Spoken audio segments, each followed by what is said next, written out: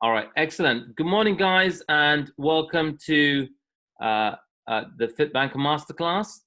Today's Masterclass is really created as something for us to have an informal chat on a Saturday morning. So I want to start off firstly by acknowledging all of you guys that are on. On today's session, we have somebody that is on a current program. Emer is on, and Emer is currently driving, so she's listening until she gets to her screen. And we have a couple of others on from within the UK at the moment. Our client base and our coaches are global. However, we have people from Zambia, South Africa, the US, India, the Middle East, all over the world who've participated and are currently participating in our programs. We have actually we've had people participate from about 23 or 24 countries. So I'm going to talk a bit about our organization and how we came about as we go through today. But the intention of today is I just want to share with you guys really what has been working for me, what has caused my transformation, and what has caused the transformation of many participants. So those of you that can see on screen, that is a photo of my before and after journey, having lost 70 pounds. And I went through this transformation. I lost 70 pounds. And bulk of this happened over about 6 or 7 months. That's where most of this transformation happened. And what do we mean by the pursuit of optimal health? A lot of us are very clear on what we don't want. And very few of us are very clear and articulate around what exactly we want. What do I mean by that? Most of us say we want to do a weight loss program. So we're clear we don't want the weight. We don't want the excess weight. Many of us are trying to, or on medication, or going to see doctors to deal with something that we don't want. Many of us might have knee injuries or some form of physical impediment that is slowing us down, making us a bit sluggish or lethargic, or we are just feeling low energy and fatigued all the time, and we might be very clear that that's what we don't want. However, we think that what works and what's more empowering is where you get very clear for yourself what exactly you want. And we define that as optimal health. And the way we measure and define optimal health is each of us have a certain body composition, which means a certain fat percentage and a certain muscle mass, and bone density is something which is kind of there already taken care of in the background from our childhood to now, and it is where it is. And that certain body composition, that certain water level in our body has us experience peak energy and peak strength, or what we call on our program, there's a third aspect to it, which is what I call unlimited potential. And so I'm going to go through that with you. And I'd love to first hear some sharing from you, those of you that are on. And this is what I'm going to ask you to unmute yourself. There is only a few of you right now. So literally, please be the first to unmute and share so that we can have this conversation be two-way and interactive. And like I said, this is a session for you whereby we will explain what causes these results. We'll explain how to get these results. And if you have any questions, and whether you are not on a challenge or not, whether you're considering getting on a program or not, or whether you're here to find out whether you would like to join the upcoming program, which starts on July 20th, if you would like to be on that, then, or even if you choose not to be, I still want you to take stuff away from today that really supports you and makes a difference in your life. And so some of this stuff is stuff that you can implement. Those of you that are signed up already and you're waiting for July 20th, this is also for you. This is going to offer you some things that we can put in place just between now and July 20th before you get the next batch of instructions and content of what makes a difference. Now, the beginning of any transformation journey, like I said, we're very clear on what we don't want, but we need to be very clear visually and with specificity communicated to our mind, or our mind communicating to our body, what is it we need to do? So most of us say, I want to get in shape, or I want to lose weight, or I've got to get healthy. But that's not definitive. When we say, I need to lose 9% within 90 days, 9% body fat this year, or 9% or 9 kilos of body fat within 90 days, that's very clear, that's very achievable, that's very digestible by the mind. That's very easy to lose 9 kilos in 90 days. That is like a very average level of participation on our program to lose that amount, right? Previously, prior to this knowledge, prior to this education, it took me a whole year, over a year, to lose 9 kilos. And when we discovered the things that I've learned in this program, or when, more importantly, when I discovered the things that were keeping me stuck in my old world, keeping me the way I previously was, when I discovered what was in the way and I took those what we call myths or those invisible governors or regulators out of the way, I could actually see what was holding me back. So just welcoming, I think Jyoti's now joined on camera as well. Feel free to turn on your camera. I want to see all of your beautiful faces on a Saturday morning, guys. So Jyoti, if you join on camera, that was my transformation. And that was me before and after.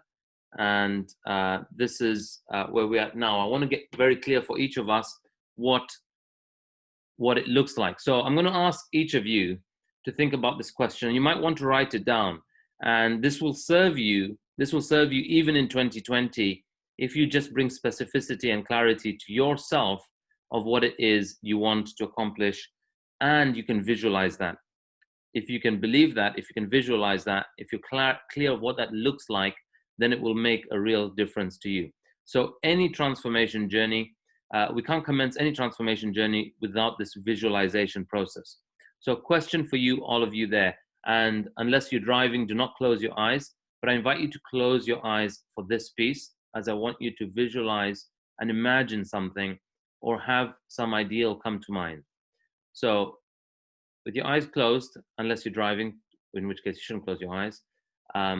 If you had, and picture yourself with this, unlimited energy, if you had unlimited strength, and if you were completely in love with yourself, with self-conviction, self-belief, and confidence of whatever you took on you could achieve or do, what is it you would do?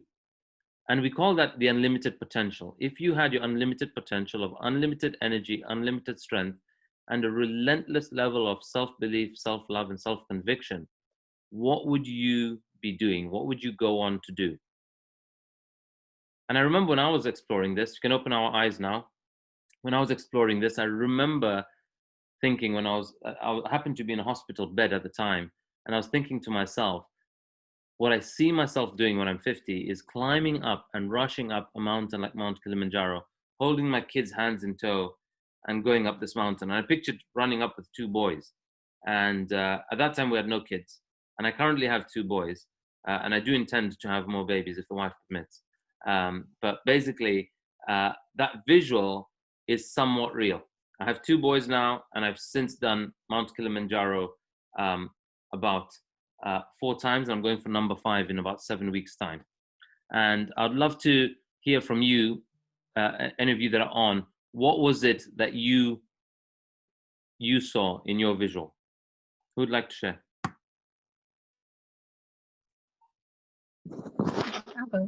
Yeah, Sasha? Yeah. My visual, I saw me more engaged with my son, because I have a son.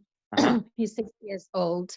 And so I just, visualized me being more engaged with him, doing stuff together, just having more energy in just our engagement together. Amazing.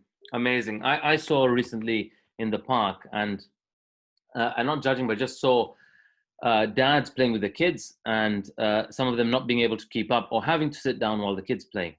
And I just thought that would have been exactly me had I not taken on this transformation journey.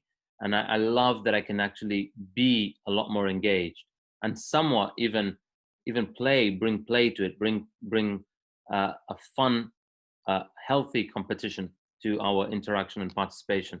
And I'm looking forward to, now that we have number 2, for him to do his first hike. In fact, today we're going to go for our first walk, about 4 hours. We're going to go from Chiswick to Richmond and enjoy the first day out today. Yeah, we took our firstborn when he was about 4 or 5 weeks, or 6, 7 weeks was his first, per se, walk or trek outdoors along the river. And this guy's now, he's going to be 8 weeks, he's 8 weeks, he's 2 months today, exactly. So that's brilliant, Sasha. And I really, really invite you to keep that visual strong and what that looks like for you and who you get to be, because this is exactly why we exist. A lot of people think it's just another weight loss program or lose a few inches. It's completely not that. And you will see some of the stories of some of our participants. Okay, who else would like to share? Jyoti or Emer? Okay, Ronnie. Yeah, I think I visualized myself running the marathon. Now, I don't like running at all, and with amazing abs, and that is what I would like. That's how I see myself. And I don't do no running, don't do any physical activity as such, but I think that is my long-term aim, is to try and run the marathon. Got it. And did you say with abs? Yeah, I Awesome. want amazing abs. I saw your brother's abs that you did, and Yeah. it was just amazing in that short span of time. And Awesome. I Awesome. think that's what I would like. And just remind me, we've been connected on Facebook for a while, right?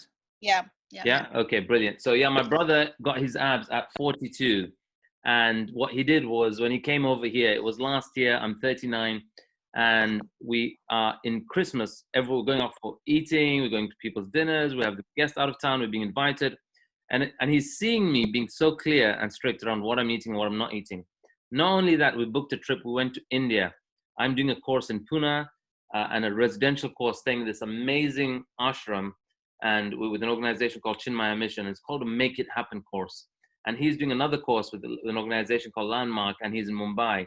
And we're in the same travel journey, but went to the same flight, where the same food offered to us. And he saw what I was eating and what he was eating. And he saw what I would not touch, and he would go ahead and have that. And he would ask me, and I said, listen, your body's a temple, my friend. I am responsible for everything going in here is value adding. And I told him, I said, I've got a very clear commitment. My birthday is 13 January, and I turned 40 on 13 January 2020. And I'm committed to being a filth, right? Filth at 40. So you guys can imagine what filth stands for. But that was what I was basically telling him, that that's my goal that I want to be. And he got so inspired by it. He said, you know what? I've never brought that specificity to his declaration. He says, okay, I want an 8-pack by the time I'm 42. And that's January. He weighs 81 or 82 kilos. He was 22% body fat. Just so you know, the healthy range for males is 11 to 19. And by June 15th, his birthday now, he got his 6-pack or 8-pack, and he went from 22% body fat down to 9%. He's lost 13%. He's in what's called the athletic range for the first time in his life. This is a guy who's never been in any school sport, never sport team, never related to himself or seen him be athletic in any shape or form. And this guy was training up to 2,500 rep exercise routines a day. Because when his declaration and clarity and commitment was so clear, I always tell people, why do we defer something like our well-being or being our peak self to later? All we have is now. And if lockdown has reminded us of how temporal life is, right, there's no better time. And I think that's what's causing a lot of inspiration for people to take on this program. So you cannot commence any transformation journey without very clear visualization process. So that said, if that's what it takes for us to do this, why are we where we are at the moment? The reason we are where we are with our current lifestyle and our current body and our current levels of energy and strength and so on is completely a byproduct. It is a function of our existing belief system. What do I mean by it's a function of our existing belief system? Everything that you believe right now is important to you, is pertinent to you, serves you, is what you're fully acting upon. So if you think you need to sleep 5 hours, you will be up till 1 or 2 or 3 a.m. and wake up at 8 a.m. because you think that's what you believe is important. If you think that you need to first focus on providing for your family, paying the mortgage, paying the bills before you take care of your health, if that's what you think, that's exactly how you will operate. That current belief system. If your belief system is, yeah, I know what to give up, but you have no idea how much I love my pita bread or my rotli or my toast and cheese in the morning. If that's what you believe, that's exactly what you will operate and do every day. So you all of us have exactly the body, the energy and strength that we truly want. Not what we say we want. Most of us lie when we say we want something else, but we're completely not operating aligned with that, right? When we start to be true with ourselves, it's the first point to any transformation. Most of us say we want, a 6-pack or to lose weight or whatever it is, but the actions that we're taking are speaking something else. The actions are saying, but what I want is a samosa today. What I want is that pizza today, right? And so every way we're operating now and we're existing is a function of these 3 things that make up our belief system. there's pieces of information in us. So in our mind, we have a lot of information called, this is important to me, this is relevant to me, this matters to me, i.e. food, i.e. glass of wine, i.e. eating out, i.e. socializing, i.e. ice cream, whatever it is. There's a piece of information that's important. Then we have inspiration. The inspiration we have is like, hey, if I don't pay my mortgage, I'm going to be kicked out. So I've just got to put work first, and we compartmentalize our life. We compartmentalize, I need to take care of work before I take care of well-being, which is so funny, which is something the Dalai Lama speaks of, is how funny about human beings. And we need to understand that our life is not compartmentalized. We can process and operate with everything all at once. If your inspiration is to say, I want to be there not for my kids, to play with them, not just to play with them now, how about you create a game of I want to see them grow up and they have kids, and I become a granddad or a grandmom, and I become a great granddad, and at that time I get to pass on my knowledge, my experiences, my upbringing, the world I came from, everything that I learned to believe or uphold as values, I get to transfer and transpose them to my children, grandchildren, great-grandchildren. If we're so clear of that visual, like I had that visual of me at 50 with 2 kids up a mountain, if we're so clear of that visual, then we will be inspired to act in alignment with that. But if our visual is, hey, my mom is 86 and in hospital, and normally they go around 80s, 90s, or if they're lucky, they will get to a 3-figure age, and that's the norm or the expectation, we will also conform to that. The normalcy is the inspiration. The third one is implementation. Now, this is the gold. And what do I mean by this is the gold? The information I'm going to share with you over the next few slides is exactly what we do on the program. They are also extracts from the actual coaching webinars. And I can give you all our coaching content, all the information, but that information will never make a difference. Why? It won't make a difference if your inspiration is off. If your inspiration is, I want to go and party and do this and live the life I have and sleep less or oversleep, there's a balance even around sleep that is healthy. I want to have these strained relationships. We coach people on relationships. People have severed relationships and they don't understand how that strained relationship is impacting their well-being. And we explain that in our program, right? There are 5 pillars that we coach on. And then implementation is where we come in, because you can have all the information. You could also recorrect your inspiration, your why, what we call your greater why. But if you don't have an implementation structure, like weekly check-ins, a group support community, coaching calls, then you're likely to revert to the old you. Because Einstein says you can't transform a problem with the same mindset that created it. Now, if you're working on you on your own, you are already as good as you can be, right? Because there's nothing, you're not waking up today saying, today I'm going to do this half-assed, or today I'm going to work on my health half effort. You are all giving our, we all are giving our best. So was I. When I was the overweight guy that you see here, I thought I was doing healthy. It was only 1 glass of wine or 8, but that was still moderate because the people around me, that was the average, that fit into the average, right? And so it looked normal. The normalcy that we tolerate in our life is really what's maintaining our status quo. And to shake that up, to cause a paradigm shift, we need to alter the information, the inspiration, reinvigorate that inspiration, and get external implementation, a support structure that makes a difference. So to create something new, we need to alter this understanding, which only shifts where the internal belief system begins to shift for us. So before I go into explaining how we do that and how so possible it is by any human being, including that fat dude on the left that you see here, right, who thought he was living a life of success and completely was detached from understanding his authentic inner self, right? When I got connected to that, I got to easily transform, not by forcing anything, not by being made to, but completely internally driven performance. And I wish that upon every human being, because that experience that I went through and that I go through and that makes me serve every day, that has me up here on a Saturday morning, putting in an extra masterclass in addition to the ones we had this week gone, and we have more coming up this week. I thought, let me do one more on Saturday. What drives me to do this is really being connected to my internal purpose and why I exist on this world, right? So I'm going to share with you my journey from fat banker to fit banker. So I worked for JP Morgan for the bulk of my career. I have a background in accounting and finance. I started in Zambia, worked predominantly in the UK and across Europe, worked in the US, small stint there, and a couple of projects in Kenya and Senegal.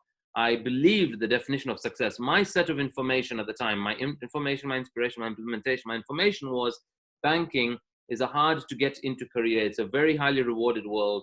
whoever gets in is lucky and gifted. And if you get there, freaking stay there. Don't blow it, son. And that was the view I had about information. My inspiration was that MD in the bank, or that CEO of that bank, or that, those were what I defined as inspiration, even though many of them end up getting cancers, live on medication, have heart disease, are overweight, and maybe later have some emotional breakdown. That was my inspiration. And my implementation structure was the building I walked into 9 to 5. That building and my colleagues and everything completely supported me to do that. And I needed to really pop that bubble to cause a paradigm shift. And I was so blind living through that journey of working hard, jet setting, partying hard, much like the image in the bottom right corner, but that's not us, that's from the Wolf of Wall Street. But living that lifestyle, I wound up this way. And our body is always communicating to us. Whether your body is overweight, whether you have some regular inflammation or aches and pains, whether you have eczema or psoriasis, whether you have thrush or you have anything going on in your body is just excreting stuff, trying to communicate to you. It's screaming. There's stuff going on, Ronnie, and you got to listen. And I had zits all over my face. I had flushing skin. I had dandruff. I had a whole host of things that my body was communicating to me. Ronnie, something that's going into you that you're ingesting is not working.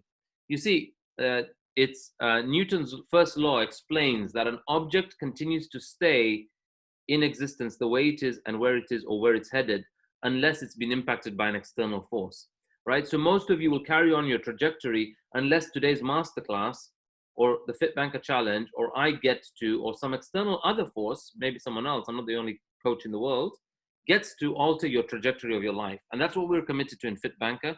And we get participants as well to invite them to step into their leadership, become coaches, and become people that are change agents in the world. And we share our model with them so that they can begin to do this. This guy here was overweight, was living the life that I thought I could live, and was my definition of success, but it wasn't working. What's more is I also lived a life of denial. So I would go out and show people that, look, I can still party hard, I can still sleep 3 hours and be up in the morning, I can still do some adventure. That's me doing Kilimanjaro the first time at 100 kilos, right? After being hospitalized, right? This is a few months after I was first hospitalized. I'll talk about that. And the guy on the right there is me in New Zealand on a beach, and I'm posing in this overweight body and swimsuit to say, this is my Daniel Craig pose. I'm Daniel Craig, you know, because I get to bring humor, self-deprecating humor, by not having to deal with or deepen in the conversation. So many of us, when we talk about health with our friends, we're like, oh yeah, I got to do something. And we say that as we cheers our glass of red wine to our friend there, right? It's like a joke we make and mockery that we make of such a vital thing that is at the source of, or the foundation required for us to generate wealth, for us to generate healthy and happy relationships, for us to really build our self-confidence, our public speaking, our leadership out there, right? Your well-being is completely at the core of all of this. And living this lifestyle and what I thought was the definition of success, we went up to Fringe Festival to celebrate Ambika's birthday, our first break after our getting married, and our first holiday after our honeymoon. And while we were there celebrating, we also had more good news to announce to the world. We were 3 months pregnant and we're expecting our firstborn. And it was such a great time, and life looked so easy, so beautiful, and the future was bright. And while we were there, we had a miscarriage. It was a crushing moment for Ambika. It was a crushing moment for me. And I had to deal with my own breakdown as well as consoling Ambika. And that strain led to some form of stress. I got these random heart palpitations that were not going away for a day and a half. The following day, I ended up hospitalized.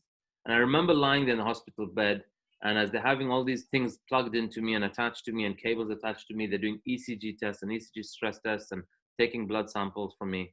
And they want to make sure that this guy hasn't had a heart attack and everything's all good. As they're doing all those checks, my wife is sat there, she's dozing off on a chair. And I'm saying to her, Ambika, why are you sitting here? There was no bed for people to lie down in the hospital. I didn't know. It was my first time in a UK hospital, I think. And I said to her, just go home and sleep and come back in the morning. Everything will be okay. And I'm saying this to a lady who has just lost a baby.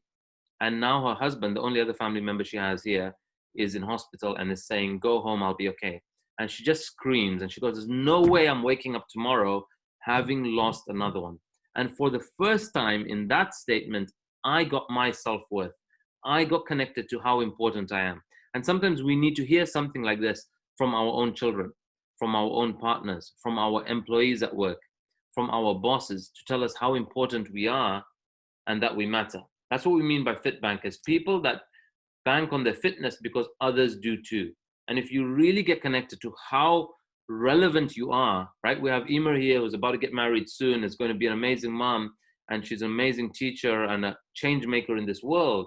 If every day as she's walking and moving and breathing and driving, she gets connected to how important she is, she then knows in every moment that whatever she's about to ingest in this body, in this vehicle, really matters. Like, is this sip of tea I'm having actually adding value to this body, or is it robbing my body of it? So would I have the tea or would I have the wine? Like, it's a very simple choice I have to make, right? We're not making people into monks. We're not making people into teetotalers. We're just saying that you understand the function and role of certain things that go into your body. But being hospitalized was the prick that I needed that got me to turn around and transform my health. I invested in and understood nutrition and training and fat burning and body composition and all these sciences that were completely out of reach to me or unknown to me as a finance guy and a vice president at JP Morgan. And I threw myself into a challenge like this one, but that one was a competition, and I won that competition.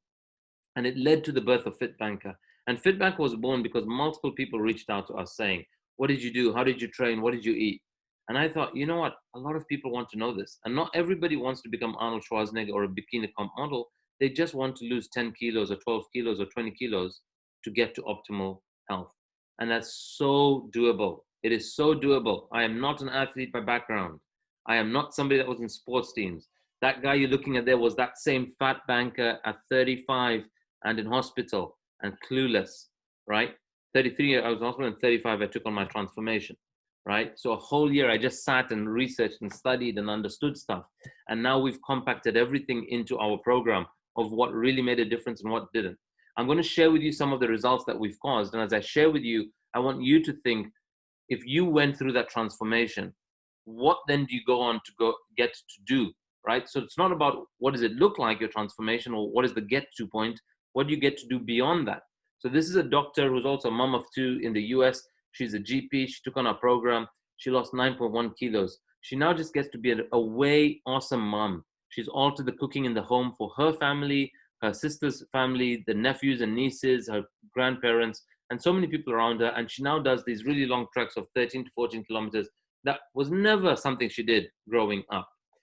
This is Ellie, who met me on a trek. And on a trek, she says, I'm going to sign up to your 90-day program. I'm going to transform, and I'm going to be an actress. And I remember saying, brilliant, take it on. That was her on the left. She took on the program. She lost 11.3 in 90 days, but went on to lose 20 kilos. 20 kilos lighter. She took this on. Her world changed. Her partner took on the program. He lost 23 kilos, right? So it's completely amazing what's possible. I call these guys the fit doctors. The guy on the left lost 53 pounds. The guy on the right lost 36 pounds.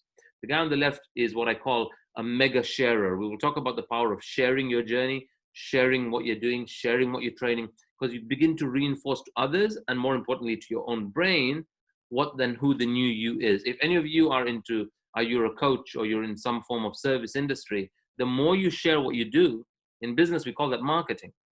But in your body's terms, in your mind's terms, you're reinforcing and enhancing the new brand Sasha, or the new brand Emer, or the new brand Jyoti. You get to rewire that with your sharing and declaration and regularity out there. This is Simran, someone who signed up to a program, overweight all her life, comes to a program, smashes the female record at the time, loses 15.8 kilos. She then goes on to climb Mount Kilimanjaro. And even when she signed up to that, she got a lot of denial from her family. What are you doing? Why are you doing this? You'll get stuck on the mountain. You'll only get to day 3 and they'll leave you there. I don't know what they imagined by getting stuck on the mountain was. And then she went on to summit, and getting right to the top of the mountain, summiting, her relationship to herself completely is newly rewired and transformed. And she gets to be this amazing powerhouse now. She's caused a change in her career. She's moved countries. Her self-confidence just shot through the roof. She's a phenomenal leader. She's also a FitBanker coach now. So that's what's possible. Then people ask me, hey, Ronnie, I'd like to do this, but I'm vegetarian. And I say, well, so am I. And this is somebody who is a vegan, right? And has been vegan throughout. She was vegan when she was 70 kilos of 25% body fat, because you could be eating fried falafels all day thinking I'm vegan, but anything made out of plant doesn't mean it's healthy. Sugar is made out of plants. it doesn't make that healthy. You can have vegan muffins and cupcakes. Doesn't mean that it's healthy. In 90 days, she went from 70 kilos to 57.4. But if you saw her before picture, when she submitted this before picture, I was like, damn, if that's your day one pick, what are we going to cause to make your transformation look epic? And she went on to lose 12.6 kilos and reduce 12% body fat, which is just amazing to do that within 90 days. And then there's Sue Patel. Some of you might have seen this recently. Some of you are inspired by having seen her photos. Just to know that the image on the left is her before the challenge. But within 1 month, she's midway through her program. She's caused an amazing shift in her toning, in her body composition, and understanding nutrition and training like she's never understood before, right? She's 1 month into the program. She's raving about her program. She did a post and close to 1,000 people have been inspired by that post. We've had almost 100 people register onto these masterclasses because of her, and we have a series of them, so they're spread out across the days that they're attending. So how do we do this? What we do and what we're not is we're not a diet, like a fixed gimmick that everyone adopts. What we're doing is giving you education and principles about nutrition and about the human body and about emotions and about stress levels and about understanding what strains you and the design of your day, like the people that you're trying to support and be around for and so on. So you have to learn the rules of the game, and then you have to play better than anyone else. Now, what do we mean by that? You're not competing with anyone in the program. It's not a race. It's not a competition. You're only competing, and you're only up to conquering and disappearing the old you, right? That's what transformation is. You're only up against the old self. And the way Jyoti is now, the way Sasha is now, the way Emer is now, I'm sorry to say, but that Jyoti, Sasha, Emer is going to disappear. And whoever else is listening on recording, Ishan or anyone else, that existing person has to completely disappear for a whole new you to emerge, right? And that's what becomes available out of participation in this 90-day program. So how do we do this? So first of all, you want to start off to understand why you end up and wind up the same way. So I'd like to hear from some of you. What are some of the things that you've tried that have not worked? Or have you ever tried taking on your health and have you had some results, but maybe it's stopped or maybe it's returned back or volleyed back? I'd like to hear from any of you who'd like to unmute. What is it you've trialed and how has that served you or not served you?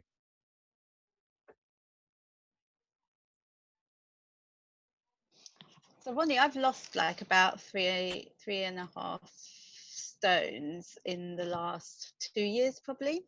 Amazing. But that was just going through Slimming World and following their kind of diet plan.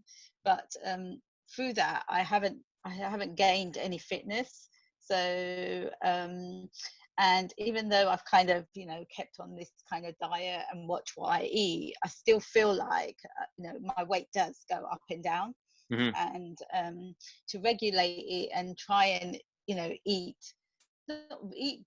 things I enjoy, but still like maintain this diet is quite hard because you have to focus on it every single day, and I'm finding it quite hard to do that. And also my fitness levels are just zero, so I think losing weight is fine, but like you still need to you still don't have that amount of energy to kind of do the things you want to do. So yeah, got that's it. where my issues are. Got it. So you've lost, you said 3 or 3.5 stone, and have you kept that off, or has some of it come back? For lockdown, a bit of it's come back, but yeah, I've tried to maintain it. So it's still all quite new having this kind of body, but I've still got more to lose. I'm still not comfortable, but I still want that kind of fitness as well to kind of complement it. So got it. Awesome. Thank you so much for sharing. Who else would like to share? Ronnie, I suppose I did the 90-day challenge with you before, and I can do the 90 days, and I haven't done any official other diet or anything before. I just try and cut out eating the rubbish, like the sweets and all that.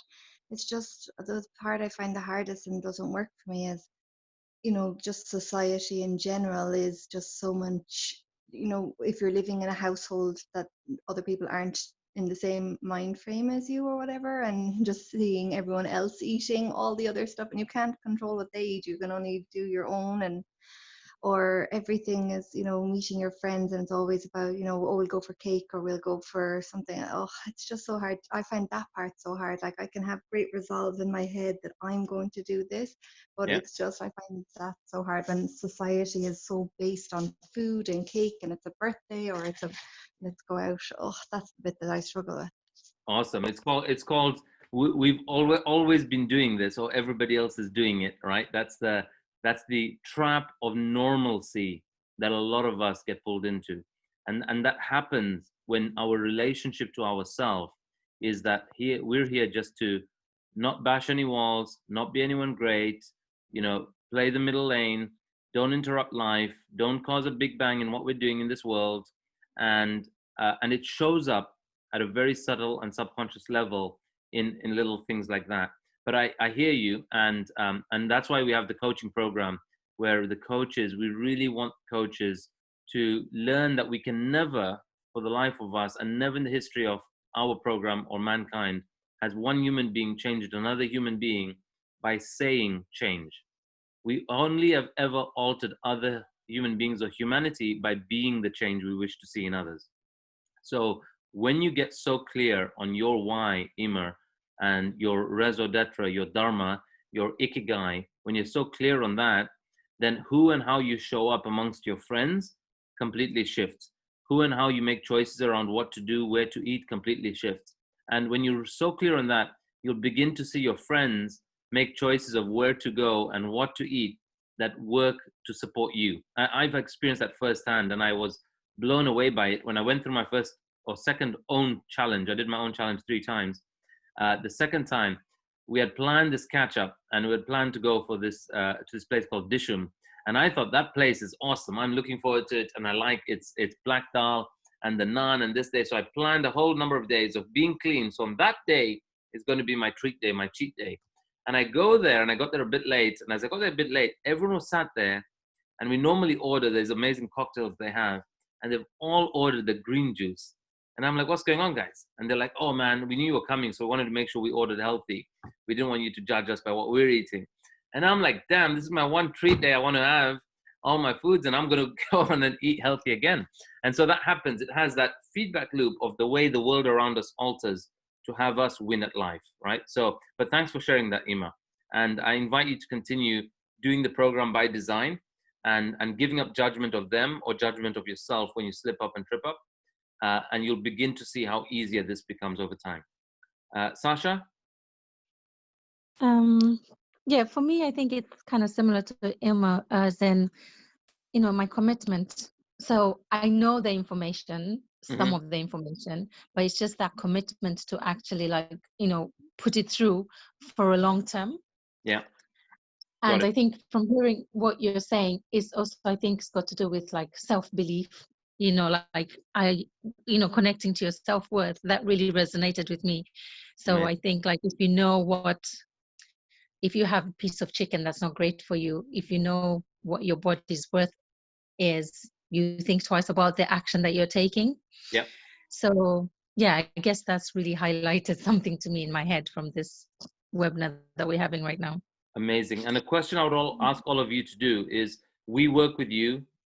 When you sign up in the application form, there's a question called, what is your greater why? And we also ask you to list out the names of people in your life that really matter or bank on your fitness. And some people, it really takes that bit of writing that down to really realize that. And the third bit you have to ask yourself is, but why now?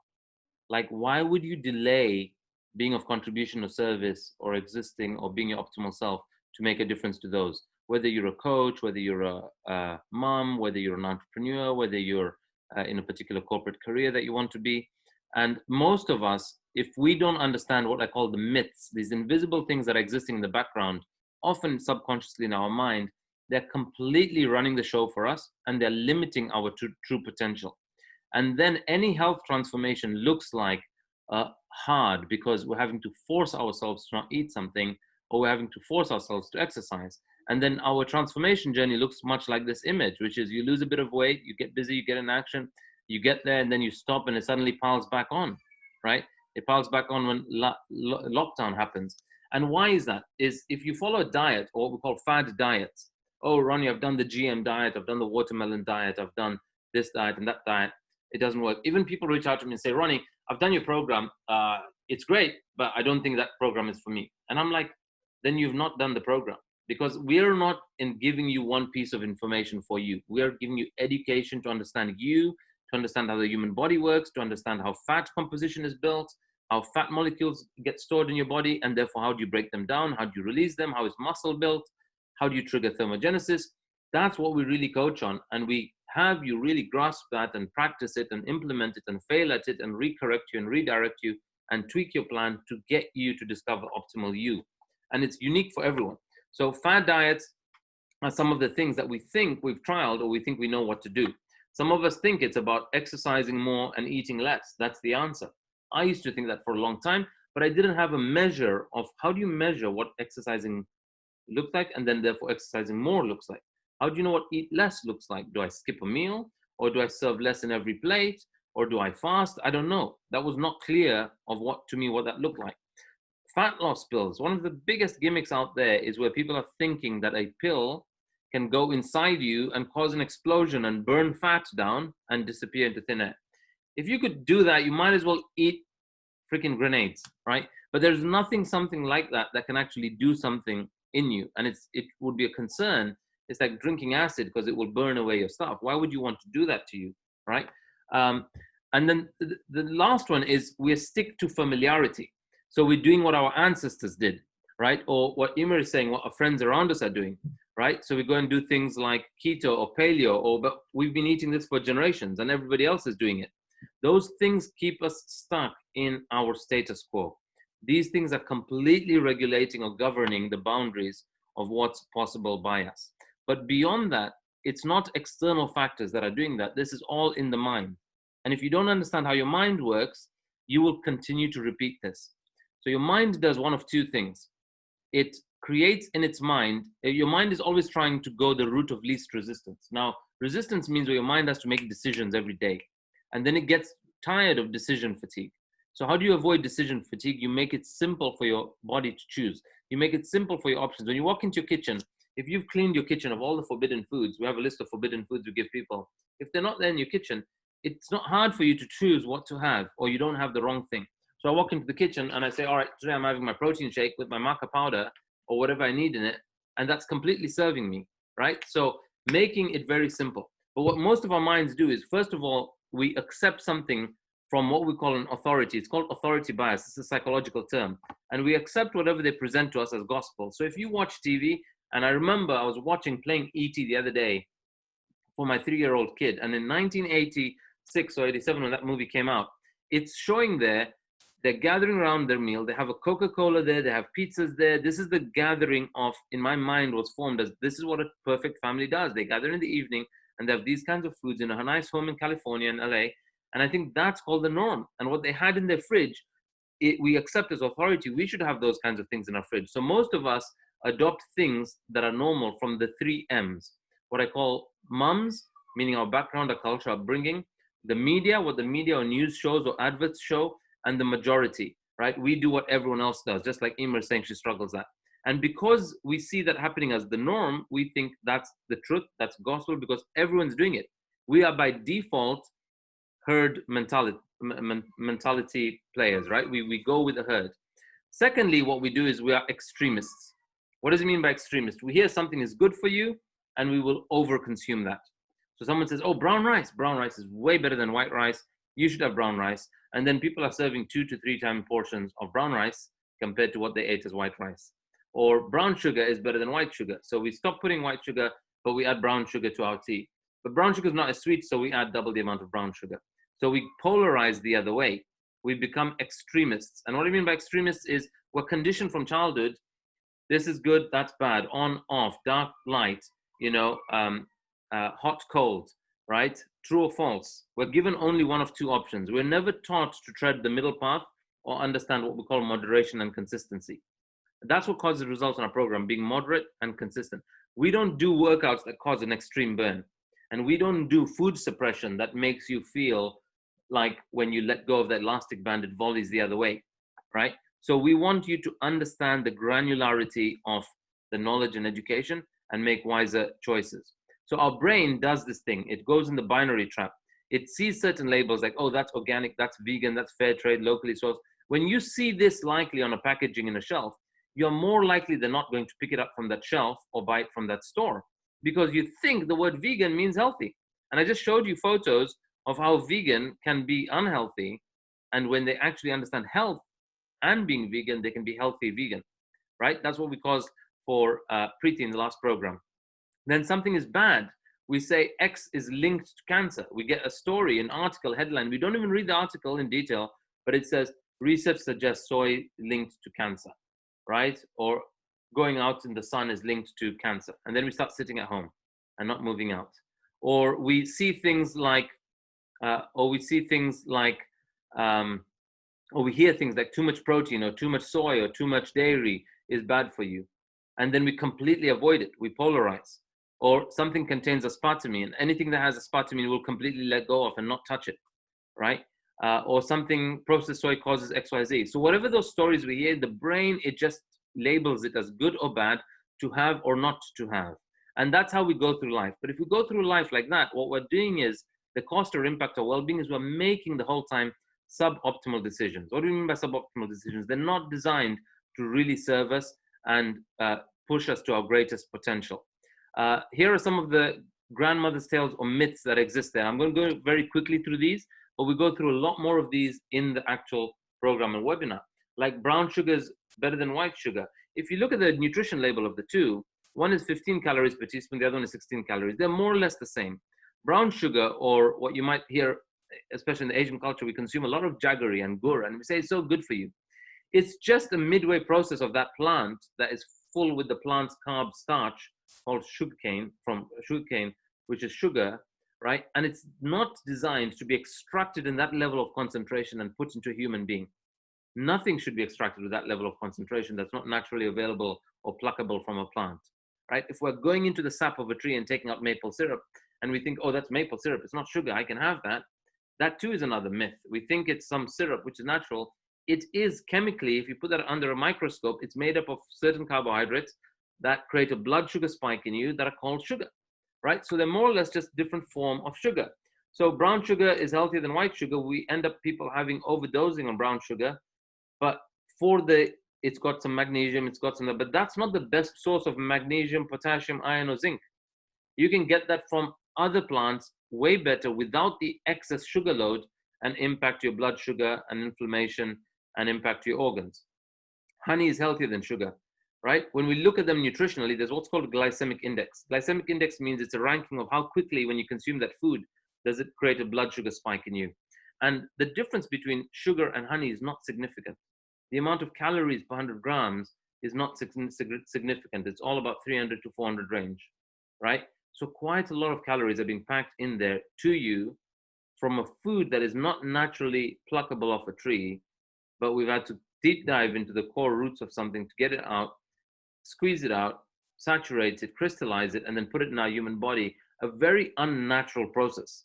And we start to put that in us. And people think, oh, I don't want those unnatural supplements, or that doesn't look natural, but we will be fine having sugar and bread, which are completely extracted from plants that have been stored for months and years and shipped over the world and added preservatives to them and then baked 3 days ago and put in your mouth, and you think that's healthy. It's not. And so things like maple syrup, coconut sugar are all forms of sugar, which means when the blood absorbs them through the stomach walls, it creates a blood sugar spike. That's the ultimate test of sugar, right? Whereas something like stevia or xylitol are natural and they're 0 calories. Those are natural sweeteners that don't create a blood sugar spike in you. And stevia and xylitol, the two of them, even though they don't sound it by their name, those are very natural from a plant-derived sweetener. You can get stevia as a leaf or pound into a white powder, and that is also a sweetener. Or you can get sucralose, which is not natural. It is extracted from sugar, but it is 0 calories, so it doesn't create a blood sugar spike. Brown rice is healthier than white rice. You see, if people were honest and accurate in the statement, they would actually say brown rice is less unhealthier than white rice. Now, I know for some of you, you'll be like, hang on, what do you mean you can't have rice? Our ancestors have been having rice for all these generations. But I'm saying whatever rice provides you in terms of calories or nutrition is not something unique to rice that you cannot get from another better source like quinoa or oats. So what we want to do to optimize your body, we want to tell you the optimal source of certain things. If you look at them nutritionally, brown rice and white rice, this is a 45-gram serving. They both give you 150 calories, 160 calories. They both have between 0.5 and 1.5 grams of fat, not a big difference. Their protein is 4 grams in brown and 3 grams in white. So if a marketing expert wanted to market brown rice as healthier, they will say contains 33% more protein. And there'll be a small asterisk there, and in the fine print at the bottom, it will say compared to white rice, right? But what do you mean by 33% more protein? It sounds like a really big number. We think 1/3, and we think protein, and we think good.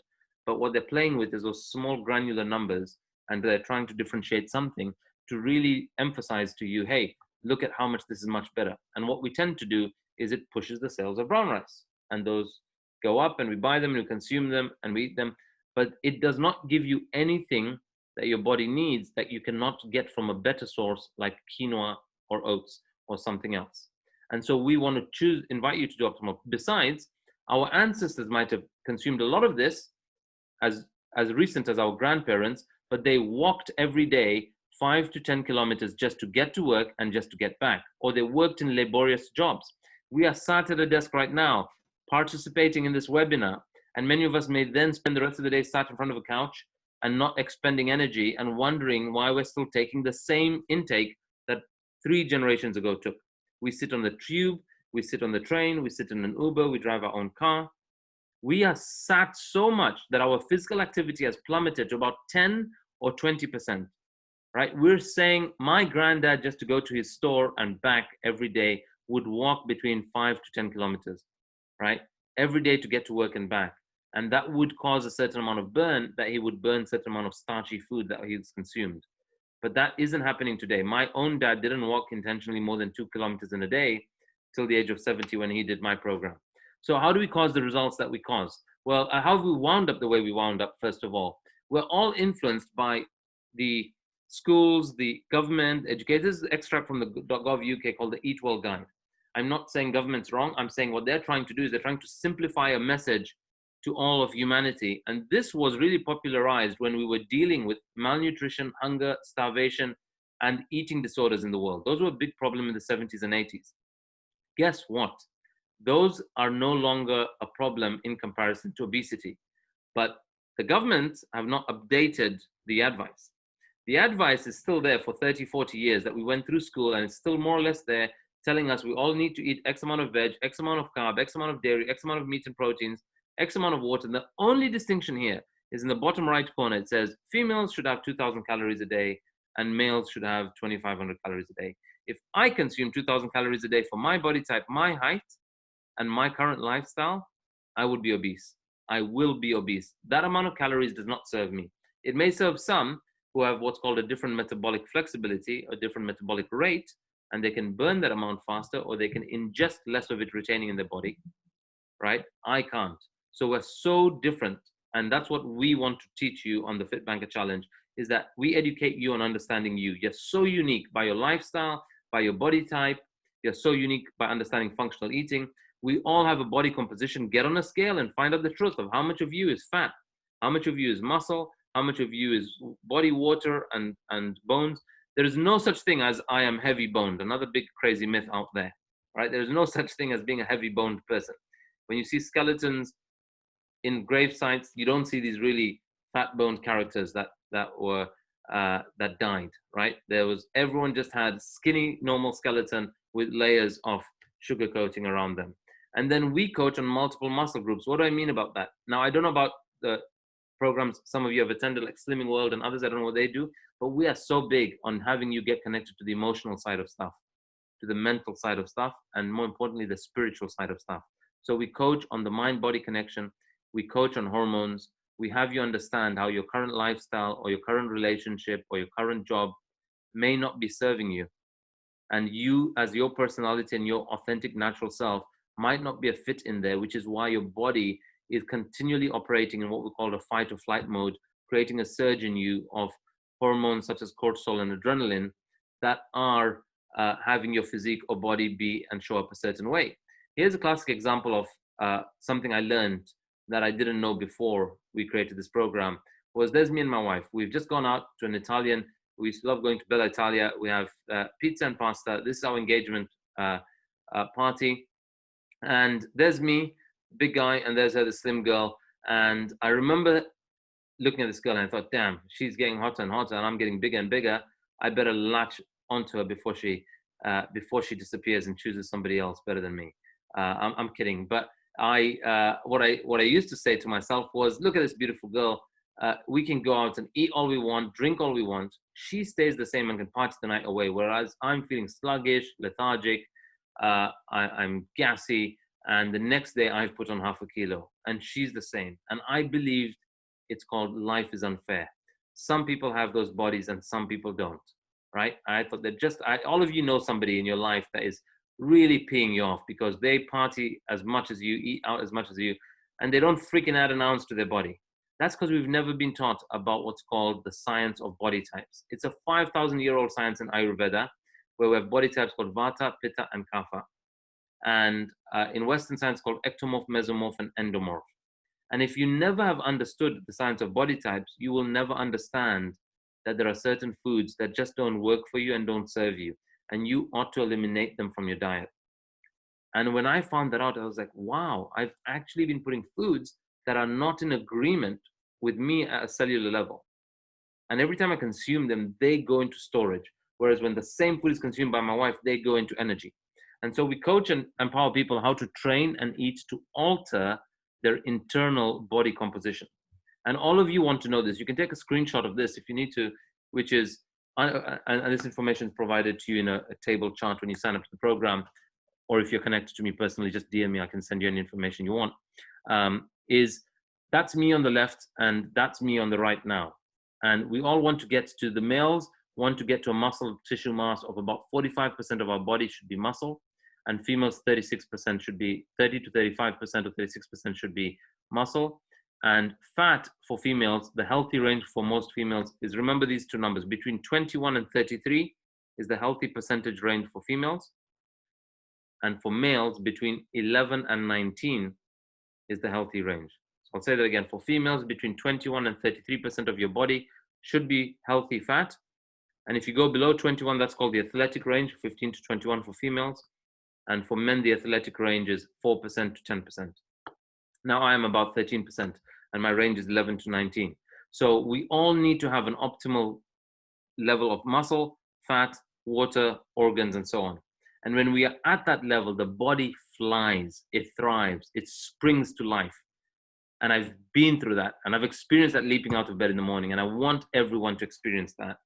And the moment you can work on altering your body composition to get to your optimal, then we get there. But how do we do that? We do that through a number of things. So I'm mindful of time now, guys. We have about 5 minutes, and I have about 6 slides to go through. So I'm going to rush through. What I'm going to invite you to do, for those of you that are already signed up on a program, these are the settings we need for you to have. And even if you're not on a program, you can take a screenshot and you can start doing this yourself if you want to, even if you don't join us, because I'm really committed to you living an optimal, healthy life. Is we use MyFitnessPal to record our food in and Runkeeper to record our expenditure out. And it's very crucial on there, you set up your current weight, your target weight, and if you want to lose weight, you put it as lose 1 kg a week. Now, it comes with a default setting for carbs, proteins, and fats, but we believe you should start off with 30% of your calories coming from protein, 30% from fat, and 40% from carbs.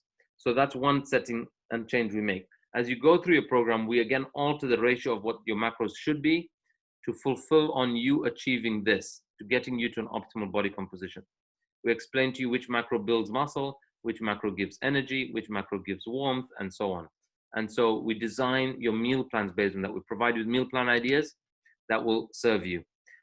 If you're losing weight, how do you lose a pound of fat? Very simple. You create a 3,500 calorie deficit. Now, how do you create 3,500 calorie deficit? Very, very, very simple. You join me in August. We're going up Mount Kilimanjaro, and one day you will burn 3,500 calories. But if you can't join me there, a more sustainable way is you do it across a week. So you create 3,500 calorie deficit in a week by creating a daily average of 500 calorie deficit. And when you can reduce a 500 calorie deficit, how do you calculate that? That MyFitnessPal records your goal of how many calories you should consume. You record every food you've consumed in the day. It then increases your allowance by every time you exercise, and your balance should be between 300 and 800.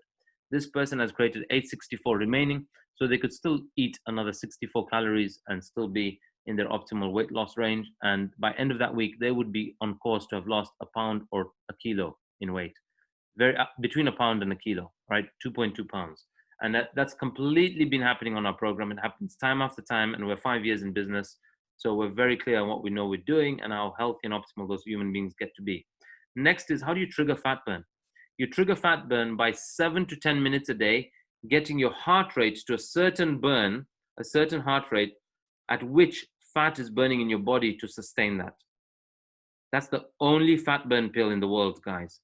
This screenshot is the fat burn pill that everyone's been looking for. It's not a real pill that you pop into you, but it is getting your body for between 7 to 10 minutes in a day, getting it to a maximum heart rate of 70% of your body. Now, how do you know what your maximum heart rate is? 220 minus your age. In my case, I'm 40.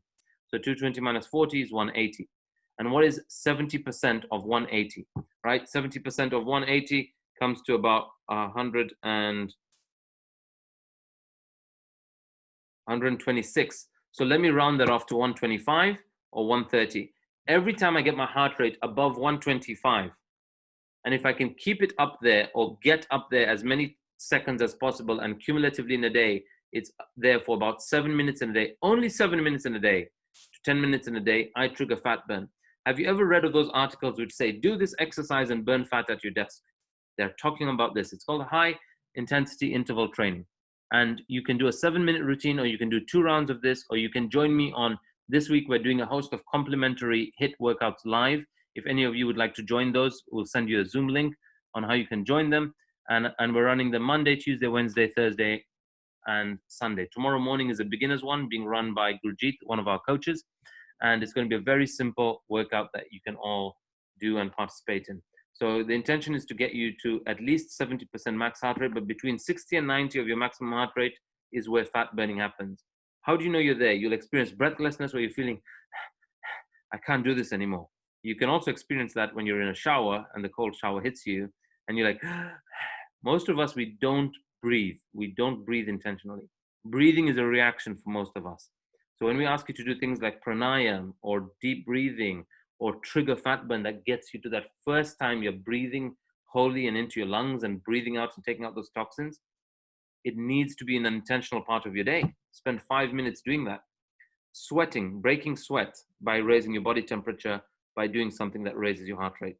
And the third one is raising your heart rate, getting it to about 70% at least is where the proper fat burning is happening, or somewhere between 60 to 90 for 7 to 10 minutes a day.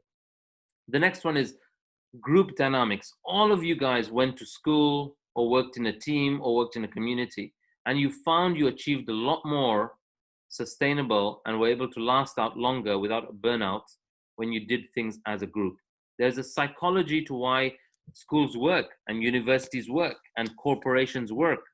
They make better results than any single individual in the world, right? There is no single individual that's outperforming a group of people. And that's because of the psychology of a group. This African proverb says, if you want to go fast, go alone. If you want to go far, go together. So statistically, if you're working in a group and taking on a health transformation as part of a community or group that is up to what you're up to, right? You get to be a lot more consistent in terms of your sharing, what you're eating. You get a reminder every day when somebody else has shared a photo of their meal or their walk or their outdoors. You get to operate at a higher level. Jim Rohn says we're the average of the 5 people we surround ourselves with most. Guys, I just want to acknowledge it's 11 a.m. and we have 4 more slides. Are you guys okay sticking on for 10 minutes? Yeah, it's going to be 10 minutes max. And if anyone needs to leave, let me know and I can send you the recording, but it will be 10 minutes max. As a group, we get to push harder and further when we're inspired by the group momentum. We're inspired when we see others in action, and we're more inspired when we see that when we shared something, the group got inspired.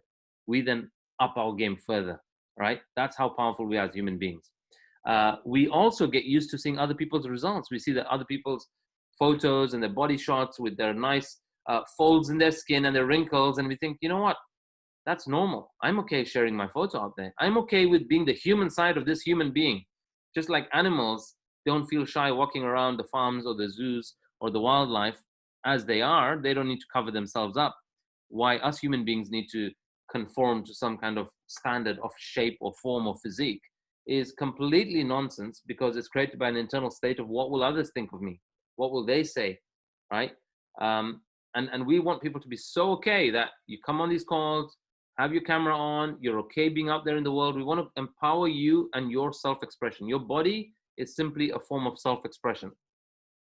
And so when we see others' transformation, when we see their sharing, when we see that they get this belonging to this group of people that I am part of, that I'm causing their transformation, when that's the new norm, your level of performance in the world is just enhanced. And we have people who are themselves, they're health coaches, they're PTs, they're doctors. They do our programs so that they get to be better at what they do. And we have no objection to that, because that's what I'm authentically interested in, is having every human being I encounter in my life and serve to thrive in their game. Like, we want you to win at your game. But then what takes you out of your game in life? All of us have this, especially if we are achievers or we have aced something in life. It's called the achiever's mindset trap. Most of what makes the difference is not what you know to do, but it's what you don't realize is happening, and you're always doing it on repeat, and it kills off progress. It's called a self-sabotage mechanism, and it happens to the best of us. So if you're a performer in property, or if you've aced it in your career, or if you're a super wife or a mom, and you've been really good at that, and then you come to take on this area which is new to you called mountain climbing or health, and suddenly you're like, hang on, I'm not doing this exactly how I aced this part of my life. So because you're an achiever, you will take yourself out of that game and you'll say, I'm going from all in to all out. I can't do this. And you kill off yourself because you aren't operating at our own self-created standard. And your mind does that. And that's why we have coaches. The coach comes in and checks in on you, and they pull you out of that rut. Now, what are the first signs of us doing that? We begin to go for a workout, we burn 300 calories, and we're too kind and comfortable and compassionate to us. We go and then treat ourselves to a 500 calorie muffin. Almost all human beings do this if they don't record. Most of them burn this much, and then they reward themselves with this much. We over reward ourselves, right? We overcompensate, right? We know that the challenges in life stretch us and grow us, but what we do is we want to stick inside a comfort zone. We don't like to be with the situation. So when we're in lockdown and people don't like it, it causes anxiety. When it causes anxiety, you're completely going to be driven by your senses, meaning you will be sensually driven. Now, your senses are designed there for you to sense a danger, a threat, taste something, smell something, know if it's good or bad. But when you are not in control of your senses are controlling you. So you will be in lockdown and you're like reaching for the crisps, having that drink, eating that pie, eating 8 times a day or 9 times a day, or just eating the whole day, right? Or having your alcohol, because you are escaping being with and accepting and choosing now, which is, hey, we're in lockdown. This is this beautiful world. It's on pause. There are no airplanes flying up there. And I'm choosing this moment, and I'm owning this moment, and I'm being responsible for existing right now, accepting it exactly as it is. You have a heated debate in your house with your partner, with your parents, and you're like, you know what? I can't deal with this shit. And you turn to a bag of crisps, you rip it open, and you take that down. You go for a walk, and on that walk, you will buy an ice cream, and you will buy a cheesecake, and you will have a frappuccino, which itself alone is 500 calories. And you'll come home feeling a lot better, like you conquered that argument with your partner and your parents. But you didn't really conquer anything. You just damaged your well-being, right? That's what we tend to do. We're human beings who are funny. We have these self-sabotage mechanisms. Until we call them out, till we see them, they will continue to own us and run us. The fourth one is chasing perfection. Most of us are trying to do something perfect because we think this is a test where Ronnie's going to come and give you a certificate at the end with a tick, tick, tick, you got 100 out of 100. No one gets 100 out of 100. I don't get 100 out of 100. What do we mean by that? Is people are there doing the program thinking, I've got to record all my foods, I've got to attend every webinar. And if I miss one, you make yourself wrong. You punish yourself, you go into a guilt trap, you torture yourself, and when you torture yourself, you go back for something that gives you comfort, called a chocolate, an ice cream, sex, alcohol, sleep, Netflix, gossiping. Those things give us comfort. They have us not deal with ourselves when we can deal with and engage with other things. And then suppression versus sublimation. What do we mean by that? If you're doing a program and you feel like you are doing intermittent fasting or you can't eat some foods and it feels like suppression, like you're forcing something down, whatever you force down rebounds even harder, right? There's always a counteractive force. So don't do suppression. Sublimation means acknowledge that I'm not consuming something now because of that vision that I created at the start of this webinar in mind. Like, I want to be that with my son, or I want to be that out in the world, or I want to be that taking care of my parents, or I want to be that grandparent, or I want to be that political figure or global leader that's transforming the trajectory of this world. And you can, and all of you can. All of you have that within you. There's no single leader out there today in the world that's doing something that hasn't got what you've got, right? But the only thing that takes you out of your game are these self-sabotage mechanisms. So replace what feels like suppression as, actually, I'm doing this in order to be able to cause that in my life, right? Because this is necessary to have me serve at that level, right? For me to be a mom, for me to get married and have this beautiful, healthy baby, I'm going to make sure every gram of what I consume in me goes towards the formulation of the baby. The whole FitBanker program is done by Ambika through 2 pregnancies. And you know, touch wood, we've had some very healthy and loving, amazing babies at physical and mental level. So how do you keep whatever you do last? How does it last? Well, belonging to and being part of a structure. Just like university worked for you, just like college worked for you, just like high school worked for you, just like your family worked for you, it's a structure. Just like your corporate that you work for works. Starting anything is easy. Staying in action requires a structure and a framework. So it starts by making a public declaration. Hey, I've signed up for my master's. Hey, I've joined this university. Hey, I got into Yale. Hey, I have started a FitBanker program. And you share with people in your life, your family, or you post on Facebook to say, guys, I'm doing this. This is what I'm committed to with my health and my well-being. It takes something to be audacious to declare it out there, but when you make the public declaration, you're more inclined to operate aligned with that than not. A team and community around you. Surround yourself with people that are doing what you want to do. Not that you tell your colleagues at work that, hey, I'm doing this health transformation program, and they say, hey, congratulations, here's a box of Krispy Kremes to celebrate 1 week of you on the program. And you eat 5 donuts and you think, damn it, that wipes out the whole week's gains. Sharing your actions and your commitment out there. Post about it. Share about you having your smoothie, going for your walk, enjoying the outdoors. Let's change what the newsfeed of Facebook looks like by making it positive, healthy, and inspiring. And you guys are the source of that. Mark Zuckerberg is not putting the content there, you are, right? And dangle that carrot. We invite people to sign up to something outside their comfort zone. Sign up to climbing a mountain, a marathon, a retreat, or where you want to have a particular physique or level of energy for that. You know, Emer is getting married soon. And that's a great carrot to be ready for. You know, buy right now a wedding dress you can't fit into, right? And then play for that. Really buy one that you cannot fit into. It will be like, I have no choice but to get into that dress because now I've paid for it and it's hanging there. All right. So make sure you do something that's uncomfortable like that. So how do you do that? What do you get on the FitBanker challenge? At the start, you get and complete a body type assessment. We understand your body type so that we know who we're serving from an Ayurvedic perspective and a bodybuilding perspective. We provide you meal plan ideas that exclude and eliminate the foods that don't work for you. Right? We're taking care of that. We give you a list of foods not to touch and eat during the program. We provide you the training plans that you can use either in the gym or at home or outdoors. Just so you know, during lockdown, we've had the best transformations and they've been done outdoors and mostly with body weight, right? No weights or gym or complex equipment. It makes me wonder whether I should go back to my gym. Ab routine. There are 10 webinars like this. There's a private online community. There's a coaching group. There are free UK-based treks. Like right now I'm going for a trek, but we have more organized treks every month that people can join during the 90 days, and it's free for them for the day treks. And then direct access to me, to the coaching team. There's 15 coaches. Now we had a new coach join today. 16 coaches now, right? So it's something which is available to all of you. And there's a one-to-one coaching program over 6 months that we designed for executives that don't want to be part of a group, that want Ronnie to call them when they want Ronnie to call them, and that costs $5,000. And then there's the group program, which works better in my view. So even if somebody's paying me $5,000, I want to let them know that there's something that works better than that, because the group takes care of the momentum. And that is the group 90-day program. and the full price is $1,299, which is $100 a week, right? We spend $100 a week, guys, on stuff that devalues us. Some of us drink 100 pounds a week. Some of us eat 100 pounds, maybe we don't eat 100 pounds of chocolates a week, but we eat a lot of junk that we order out, food that is crap and devaluing our body for $100 a week, right? But if you're signing up now for the July 20th, we have one last pack for $497. It almost went yesterday, but I believe it's still there for $497.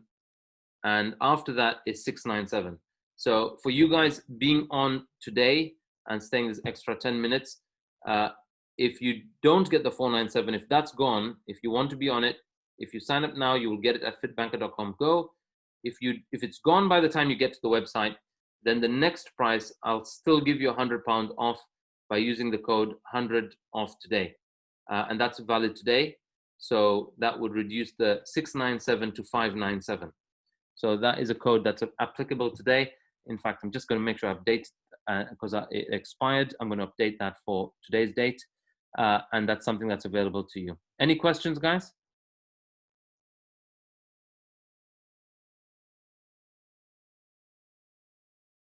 Cool. Okay, if there's no questions or nothing you want to share, Emer, is there something you want to say? You're on mute. It's okay. I can message you after. I don't want to hold up everybody else.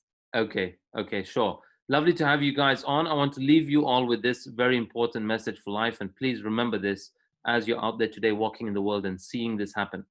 When asked what surprised him most about humanity, the Dalai Lama answered man, because he sacrifices his health in order to make money, and then he sacrifices money to recuperate his health. And then he's so anxious about the future that he does not enjoy the present, the result being that he does not live in the present or the future. He lives as if he is never going to die, and then dies having never really lived. So on that note, guys, it's a wrap. If you'd like to take on the offer and the program, or if you have somebody you'd like to invite, please remember, take a screenshot of this for that code or write it down. It's fitbanker.com. Go. Thank you all for being here with me Saturday morning. And if any questions, if we're connected on social media, reach out to me. Otherwise, see you soon on a masterclass or on the program. All right. Bye for now, guys. Bye. Thank you. Thank you. Bye. You're welcome. Bye.